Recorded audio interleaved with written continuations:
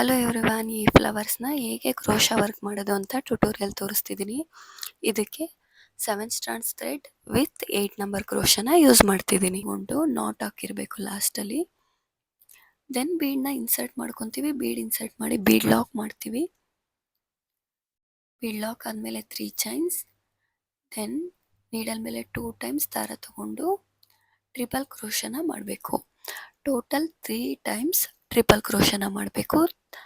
3 times ಆದಮೇಲೆ again 3 chain ಹಾಕಿ ಅದೇ petal ಗ್ಯಾಪಲ್ಲಿ ಮೀನ್ಸ್ ಅದೇ ರಿಂಗ್ ಗ್ಯಾಪಲ್ಲಿ ಲಾಕ್ ಮಾಡ್ತೀವಿ.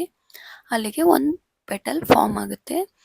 ಒಂದು ರಿಂಗಲ್ಲಿ ಟೋಟಲ್ 12 ಪೆಟಲ್ಸ್ ಫಾರ್ಮ್ ಆಗಬೇಕು. ಇದೇ ಥರ ಕಂಟಿನ್ಯೂ ಮಾಡ್ತಾ ಹೋಗ್ತೀವಿ. 3 times triple crochet, then 3 chain lock. ಇದೇ ಥರ ಕಂಟಿನ್ಯೂ ಮಾಡ್ತಾ ಹೋಗಬೇಕು.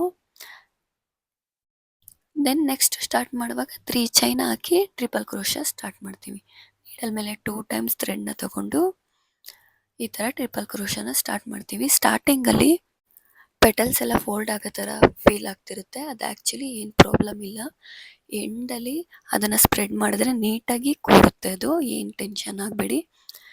ದೆನ್ ಒಂದು ಆಫ್ ಸರ್ಕಲ್ ಗ್ಯಾಪಲ್ಲಿ ಮೀನ್ಸ್ ಆಫ್ ರಿಂಗ್ ಗ್ಯಾಪಲ್ಲಿ 3 ಪೆಟಲ್ ಫಾರ್ಮ್ ಆಗಬೇಕು.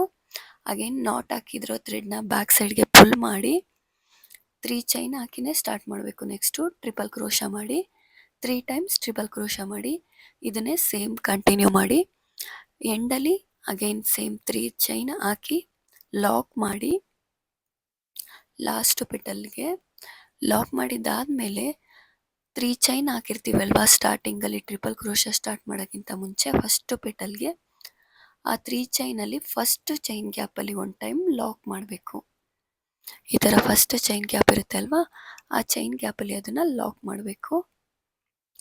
ದೆನ್ ಎಕ್ಸ್ಟ್ರಾ ಥ್ರೆಡ್ ಏನಿರುತ್ತೆ ಅದನ್ನು ಟ್ರಿಮ್ ಮಾಡಬೇಕು. ಇದರದ್ದು ಡೀಟೇಲ್ಡ್ ವಿಡಿಯೋನ ಯೂಟ್ಯೂಬಲ್ಲಿ ಪೋಸ್ಟ್ ಮಾಡ್ತೀನಿ, ಚೆಕ್ ಮಾಡಿ. ಏನಾದರೂ ಡೌಟ್ಸ್ ಇದ್ದರೆ ಕಮೆಂಟ್ ಮಾಡಿ. ಎಂಡಲ್ಲಿ ಈ ಥರ ಪೆಟಲ್ಸ್ನ ಸ್ಪ್ರೆಡ್ ಮಾಡಿ ಆವಾಗ ನೀಟಾಗಿ ಕೂರುತ್ತೆ ಪೆಟಲ್ಸು. ದೆನ್ ಎಕ್ಸ್ಟ್ರಾ ಥ್ರೆಡ್ ಏನಿರುತ್ತೆ ಅದನ್ನು ಟ್ರಿಮ್ ಮಾಡಿಬಿಡಿ. ದೆನ್ ಎಕ್ಸ್ಟ್ರಾ ಥ್ರೆಡ್ನ ಟ್ರಿಮ್ ಮಾಡಿ ಫ್ಯಾಬ್ರಿಕ್ ಗ್ಲೂ ಹಾಕಿ ಬ್ಯಾಕ್ ಸೈಡ್ಗೆ ಪೇಸ್ಟ್ ಮಾಡಿ. ಅಷ್ಟೇ ಸಿಂಪಲ್. ಇದನ್ನು ಸ್ಯಾರಿಗೆ ಅಟ್ಯಾಚ್ ಮಾಡಿದ್ಮೇಲೆ ಹೇಗೆ ಕಾಣಿಸುತ್ತೆ ಅಂತ ನೆಕ್ಸ್ಟ್ ವಿಡಿಯೋಲಿ ತೋರಿಸ್ತೀನಿ. Thank you.